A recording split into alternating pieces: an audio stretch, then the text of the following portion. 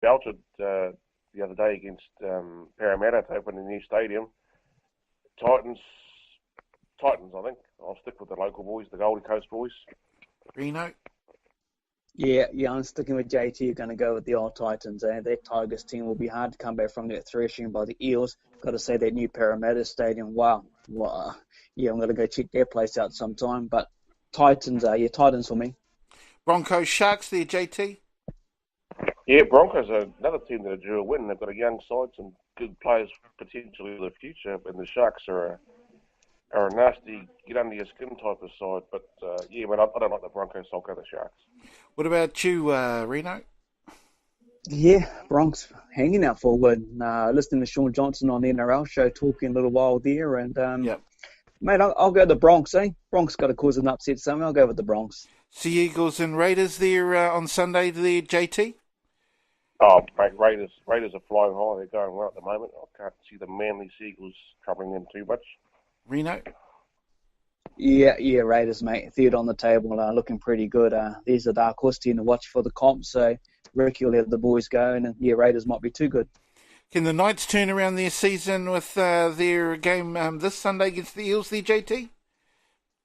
I don't think so, Keith. I don't think so at all. We've said several times on this show that in the pre-season they're one of the big talking points about how well they're going to improve. So it's funny that they're sitting 16th and they're playing last year's wooden spooners. Of course, the Knights before that with 3 years in a row winning the spoon.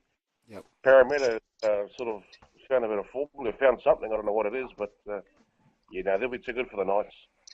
Well, you reckon the same thing there, Reno? I'm going to go opposite, eh? Okay. Yeah, well, this team's just at the bottom there, doing next to nothing, got some big names. Para had a good win last week. They gave it to the Tigers. Bugger it, put my head on the chopping block the Knights, eh? And then I'll come to Auckland next week and get hammered. Fair enough. Fair enough. It's going to be an interesting one, of course. Now, if we turn our attentions to rugby, last night, I guess they did the Anzac thing because they didn't have any games on the Thursday. So I guess they did it yesterday with the Crusaders. And it just seemed, well, I'm not sure if it seemed wrong, but to me it just didn't seem quite right because it really should have been a Australian team that the Crusaders should have been up with against to do that sort of thing. Well, what do you reckon there, Reno? Yeah, I was watching the build-up today and I thought it was quite different. Obviously I'm guessing because of where they were, what they're based around, and this year's Anzac was slightly different to previous, obviously, since 6 weeks ago in Christchurch. The high security around the whole country on the Thursday was huge, especially at the main centres, commemorating and celebrating. So to see it happen there, it was funny, it was different. And you're right, I would have thought maybe against an Australian team, but I suppose this is the closest you'll get to do it as such. In respect to what Christchurch been through all those years gone by with the quakes and the recent shooting. You think that was the finals from last year, I think it was. And if I remember rightly, the scoreline's pretty similar as well, 36-10. But mate, Sevu Reece. Yes. How good was he? Yeah. Oh well, would admit, wow. Hey. He powerful. Yeah. I reckon. Yeah. Boy to watch out for, eh?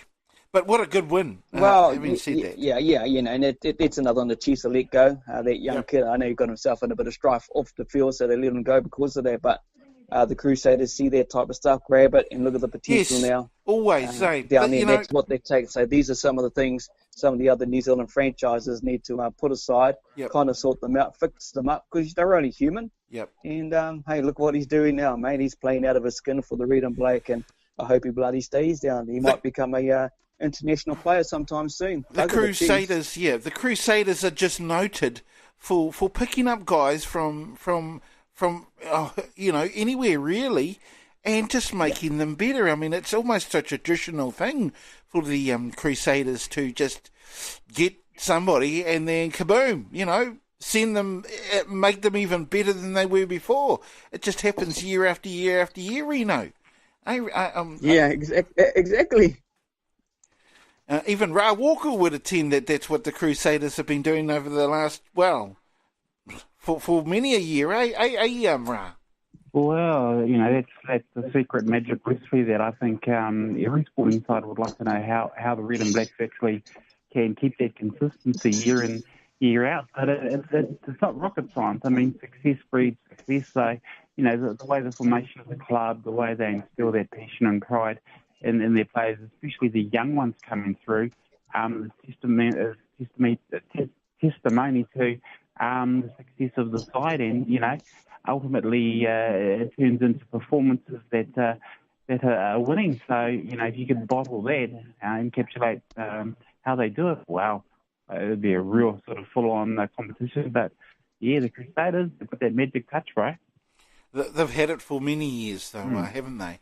They've had it for many years. Well, I think it filters down from the All Blacks, because you look at the number of Cantab players that have represented New Zealand in the black jersey, silver fern, and it's a reflection of, the next phase down, which is Super Rugby, and it's just gone on from there. Apparently, it goes even further down still to their secondary school teams, and not just in rugby, a few of their sporting codes. So, it's an all-round kind of vibe that Canterbury, Christchurch has in droves. But I've seen, just as an example, was it Rico or his brother? Might have been both of them, actually. Might have been Rico, I think. He went down there from the Blues. The Blues let Rico Gear go, and then kaboom! He became an All Black from there, starting his career obviously up here in Gisborne. And there's just been so many like that who have gone away. I mean, one of the other names I can remember, Ron Cribb. I think he started up in Auckland. And there's just been so many over the years there. I don't know what it is that they do down there, eh? Mm-hmm. Well, you're right, Casey. I mean, the cousins, Rico and Jose, not for natural talent, but the boys were already gifted with, that rugby skill and ability, but it was just harnessed down there in Canterbury, and we look no further than our other local lad, George Bridge. Yes. Pretty much a complete unknown around New Zealand, possibly. And now he's playing for last the year. successful franchise. Yeah. He's got an all black future. So I don't know what it is in the water down there. And to be honest, as much as I'm praising them up, I hate them for it.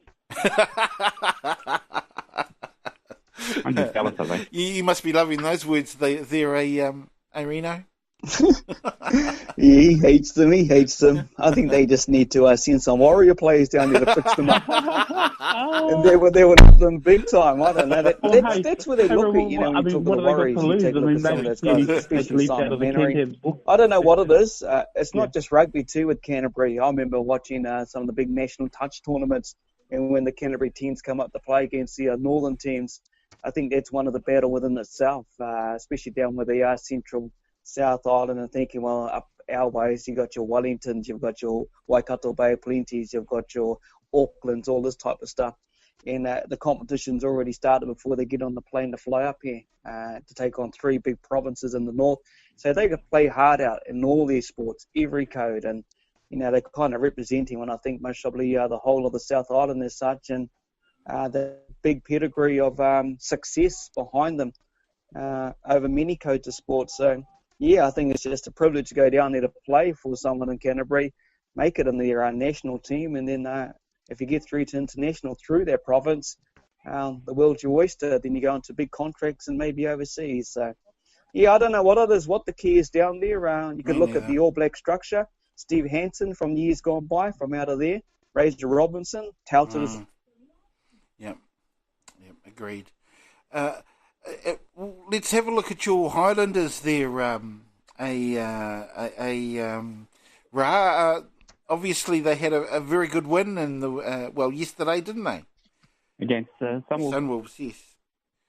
Yeah, and you've got to pity the Sunwolves. I mean, they're out of Super Rugby next season, I think it is. So, the poor Japanese team, they'll be trying to win as much as they can before the end of the season, but.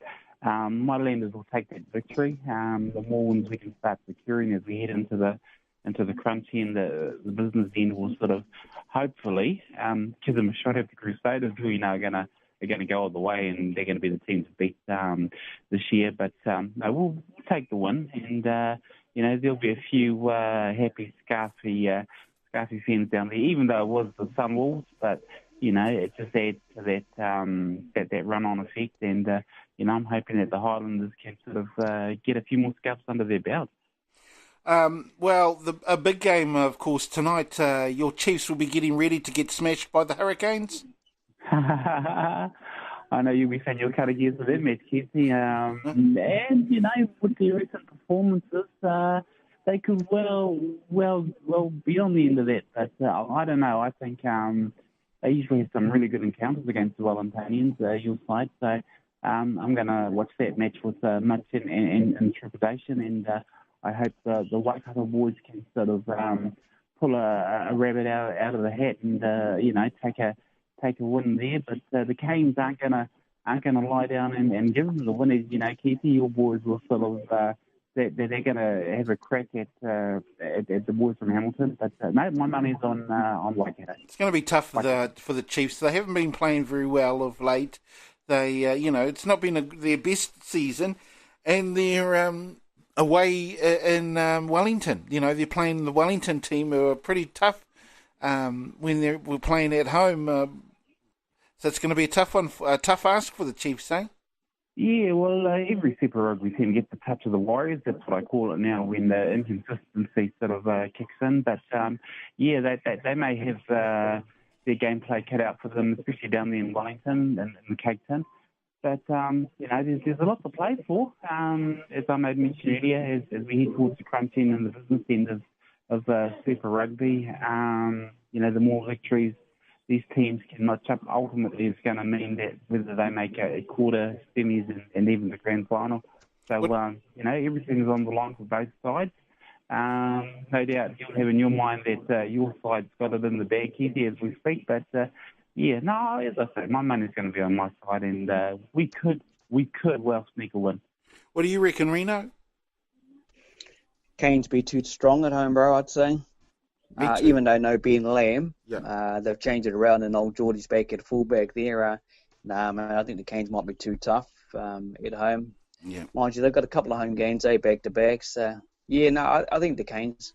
Now, they've also got the Waratahs Sharks in Sydney, I think. The Stormers Bulls, which would be an interesting game, nonetheless, later on tonight. And the Hagawaris and the Brumbies.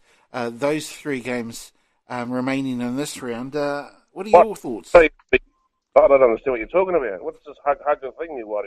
The Hagawaris. They could be your new favourite team there, JT. The Hagawaris. They're the Super Rugby team, bro, from Melbourne. You got to remember, league vocabulary is quite limited, so just to make mention of the Hagawaris, so to get some more fits and stitches, it's a big foreign word for them. Those are the teams that they bypass the Pacific Brothers that they've been raping for years to set up to the mighty dollar. Spoken like a true legend. Indeed. Yes, well... Rugby league's the people's game. What's this what's going on? How they got that name is beyond me. I have no idea. It was an Argentinian. You would probably know how they got that name there, Raa? Yeah, it's. I think it means Jaguars. Well, it's like their national team, the Pumas. They have an affinity to name a lot of their sides after the dangerous cats that they do have prowling. Their landscapes. So it's no different than the leaguey sides. Mind you, maybe a lot better, especially when you call a side the Roosters or something like that. It's not as intimidating as a big cat like a Hagawari, a Jaguar, or a Puma. I suppose so. Anyway, I just want to send a big shout out going out to Gary Harding, who who is part of, I think he's coaching actually. He's coaching the United States in the National Touch Championships. So a big kia ora goes out to the bro. He's been out and about with the US and obviously getting around and I don't know, sharing some of his own, of our culture